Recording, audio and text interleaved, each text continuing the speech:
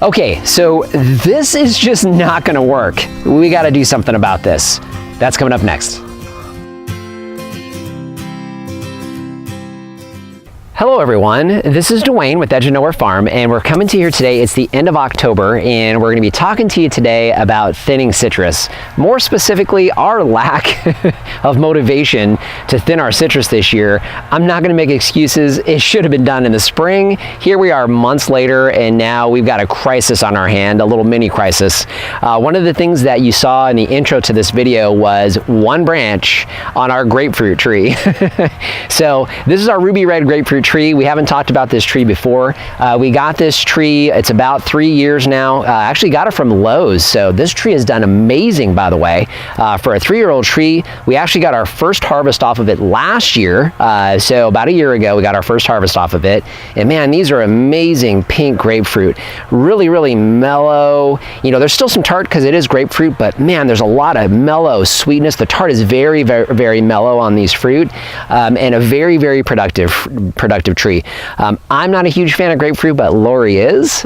So this is really Lori's tree more than anybody's. But I'll tell you what, I had some just juiced, and it was actually pretty good, even though I'm not a huge fan of grapefruit. So if you're thinking about a type of grapefruit, you want a mellow grapefruit, you know, you get that red color in there, that red color, actually, it's a beneficial antioxidant, very, very good for the body. So to get that red tint in there along with your citrus and the advantages to citrus, you know, you get that on top of it. Now, what we're not talking about today so much is the fruit. What we're really talking about is our little dilemma, because at this point, we're going into citrus season, and Lori and I have spent some time thinning out our trees here over the last couple weeks, and this is our last citrus tree to go ahead and do that with. We wanted to share it with you guys. So now, obviously, these are grapefruit. These get big, you know, bigger than softballs. So, I mean, they're big, massive fruit. One of the challenges that we're faced with now is we have some fruit on here that's essentially ripening. In fact, probably ripe. I'll cut one open here at the end.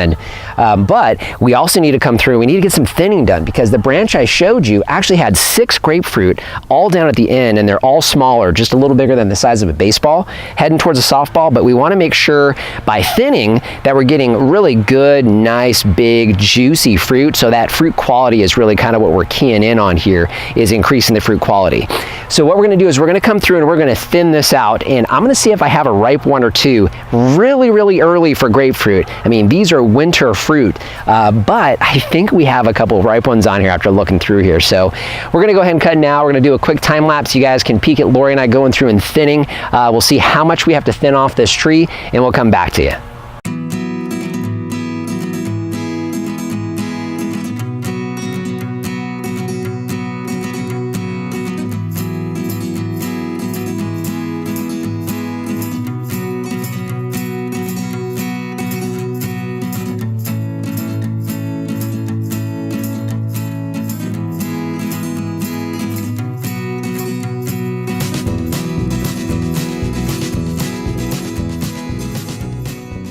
Okay, so we're done. So only took us a couple minutes to get this done. You can see down here, I think for the most part, we've got these thinned out. So I'm gonna say we thinned it about 30% or so. What's amazing, you get underneath this tree, it likes to hide its fruit. You get underneath there, and there are some big, like pomelo size grapefruit in the middle of this tree. So we'll have to come back to you guys later once we get into the winter time and into the early spring. So late winter, spring is when we really like to harvest these. But looking at these fruit, you know, we got all different sizes. We got one here that's about the size of a lime, I'm gonna say, and then I've got some massive ones. I mean, you can see this one's big. I mean, the size of a grapefruit, I guess. But what I wanted to do, there's a couple in here. I mean, really not the season for these, but these fruit that are hidden underneath the tree, they tend to ripen up a little bit early. So what I want to do is I'm going to cut one open for you guys, and let's take a look and see what we got. So I don't want to cut my hand, but we're going to cut around and see what's on the inside. Oh wow, it's really juicy. Oh wow, I don't know if you guys can see that, but my goodness. Okay, I don't know, I don't even know how I'm gonna try this. I guess maybe with the knife. I gotta try a little bit of this, because you know what, this stuff is like super juicy. It's going everywhere, and I want to try this.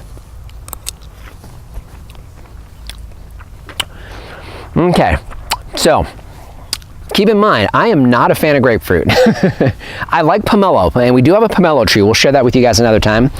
But, oh man. Okay, it's good. It tastes like a grapefruit, which is surprising. As early as we are, I wasn't sure how ripe these would be, because these get a lot darker than this. So they're just starting to darken up and get that really red pigment. We've gotten some that we picked this spring, late winter, this winter spring, and man, they were just dark red, almost like a strawberry red.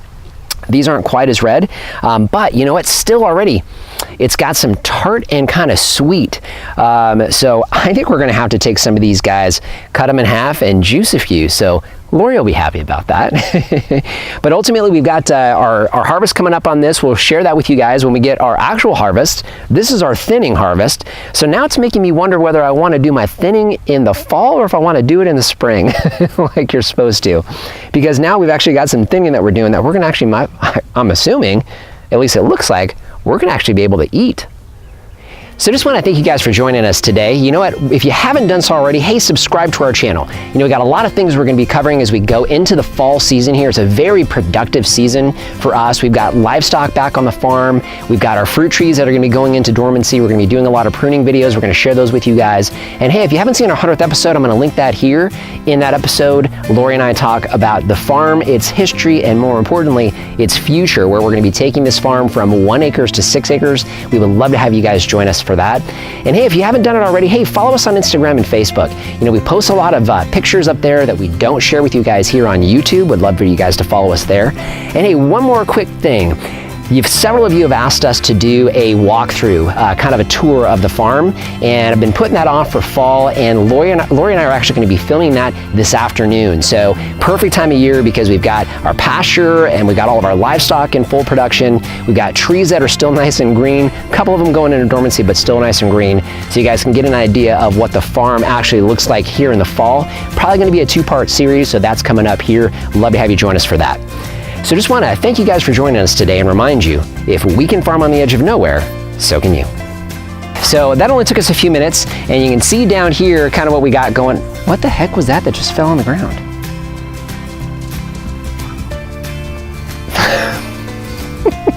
Something hit the ground. Okay. Let's do that again. In fact, you know, I should probably just do that whole thing over. Right? Yeah, I'm gonna. Let's do a do-over.